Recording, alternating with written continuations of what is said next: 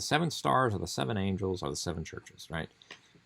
Now, in lore or in mythology, Pleiades is kind of a seat of immortality. Now, my understanding is these fish people, their manifestations, fallen angels, whatever you want to call them, come to these people and say, we seeded you, and that's where you get this idea of all these people worshiping fish people in like the pagan, origin stories, right? So they're just counterfeiting. They're saying they're from the Pleiades, they're from the seat of immortality, but the true immortality is the church, right? In Revelation, the 7 stars are the 7 churches.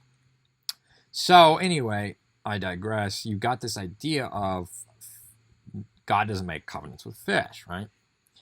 We'll get into that a little bit more, talking about where the floodwaters came from. So ark is the same word that used Moses for Moses' basket, right? If you look up the word, it's the same word, all right? Ark. And there's this idea of Ark of the Covenant, where the 10 Commandments are stored. That is what you want to be in. That holds the law. You want to be in the law as a covenant creature, right? Like I said, if you don't accept the covenant, you become, in the sacrifice, you become the sacrifice, okay? Now, there's only one, there's a bunch of similarities with the ark and tabernacle. There's one door. Obviously, there's one door on the sanctuary. One way, one entrance. Jesus is the way, the truth, and the life. No man comes to the Father except through him. So it's the same idea. There's a lot of similarities. There's 3 decks of the Noah's Ark. There's 3 compartments in the sanctuary that Moses built in the wilderness. Very interesting that the word for pitch that Noah covered the boat with is the same word for atonement.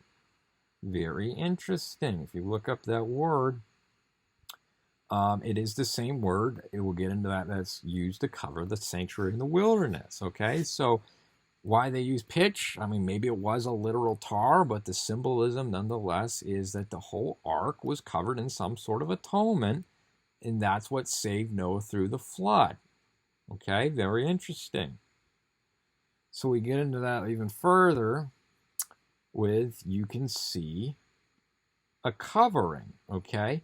Now, Noah removed the covering on the ark and looked. That word for covering is the same word for the covering skin on the tabernacle, okay? Very interesting. So first we've got we've got a atonement connotation. We've got a covering. Same word. Very interesting. Okay. So the ark, like I said, is a model or a miniature of the sanctuary for us. Now, the sanctuary still has applicable today. Okay.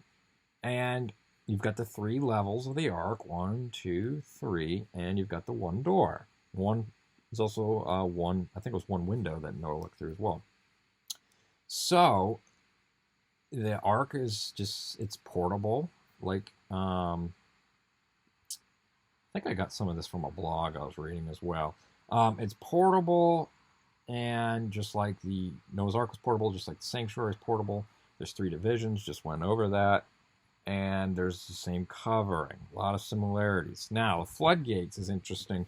Take this with a grain of salt, sort of from Legend of the Jews by Louis Gingberd. They were saying that the windows of heaven were open. That's what it says in Genesis, and the floodwaters came from above. Okay, this is what Josephus, if you look up Josephus, who's the Jewish historian, what he believed the earth was, quite a bit different than what's taught today, but regardless, you have a firmament. Talks about in Genesis separating the waters above the firmament from the waters below. Okay, you have water above the firmament or the heavens. So when you are born again, you accept the blood, you are passing through the waters, and you have the sea of glass above that. That's why when you're saved, you need to be baptized to pass through the waters above. So when Jesus comes back, we meet Jesus in the air, I believe we will go through the waters above. Okay?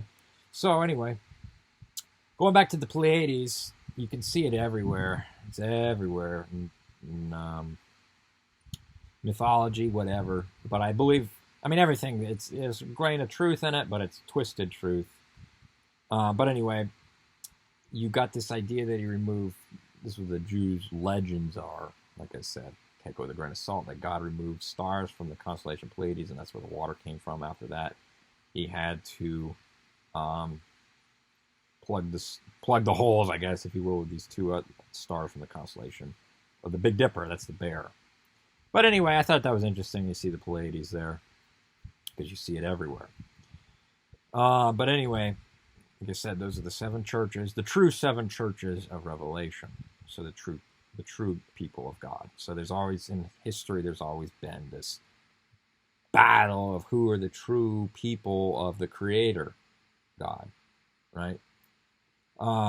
So you can, hopefully that helped, but there's a lot to it, a lot more, but that was a brief overview of Noah's Ark and the flood.